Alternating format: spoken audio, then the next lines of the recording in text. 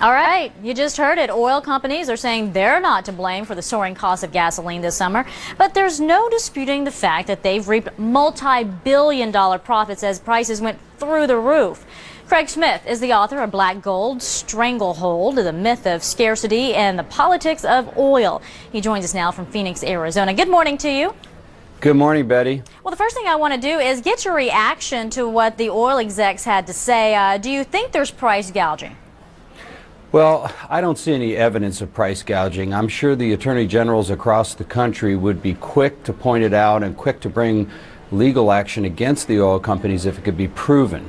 I think what you have to look at, Betty, that is what we experienced during the hurricanes is nothing more than a simple supply and demand issue. We lost 83% of the production and capacity in the Gulf. That represented about 30% across the country. And we had a supply and demand issue. I think it brings to light how important it is for us to pursue getting continued supplies here domestically so we don't have to depend upon the world oil markets. Good point there. Let me ask you about that supply and demand, because recently we've seen the price of oil come down some, especially at the gas pump when we go to fill up our cars. So does that lead people to believe that there's some fluctuation there, there's some wiggle room to bring those prices down? Betty, what we're seeing is economics 101. When you have a limited supply and an increasing demand, I don't care what commodity it is, it could be sugar, flour, or gas, prices go up. If you have an increased supply and a decreased demand, you have prices go down.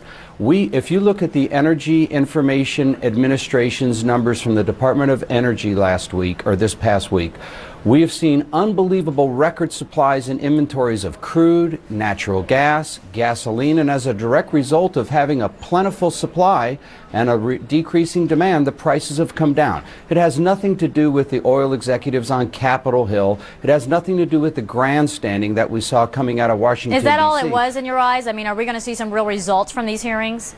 No, Betty, unfortunately we're not. If these politicians really wanted to do something to be positive for this nation, we'd find a way to balance the environmental concerns with the issues of going out and finding proven supplies here domestically in America, where we wouldn't have had to turn overseas for supply during a hurricane. We could have gone to Anwar or the Gulf of Mexico or California or Florida and gotten it for ourselves instead of having to go on the world markets and pay top dollar for it. And then comes the issue of alternative fuel, but at this point that's higher than the price of gasoline.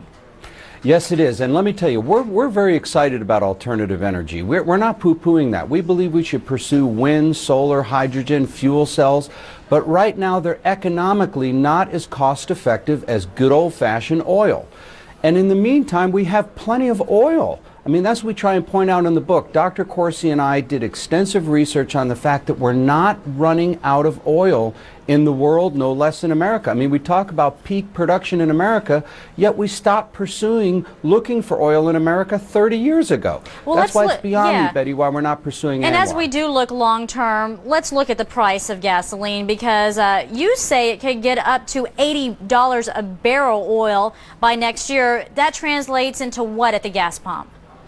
Well, probably somewhere above $4 a gallon for gasoline, depending upon the part of the country that you live in. But we don't need to get there. And look, I'm not alone in believing that oil prices could go higher. Team Boone Pickens and many others believe that. However, if we were to go into the Anwar, if we were to go off the coast of California, and we sent a signal to the world, Betty, that said America is going to get real serious about finding oil, it would change the dynamic. The International Energy Agency has said, listen to this figure, in the next 25 years, $17 trillion will be spent worldwide pursuing energy. Really? We should be in the forefront of that. $17 trillion. Thanks for putting it in that kind of perspective for us. Hopefully we won't be paying $4 to $5 a gallon at the gas pump next year. But hey, you know, it's scarce. Supply and demand. That's what this is all about.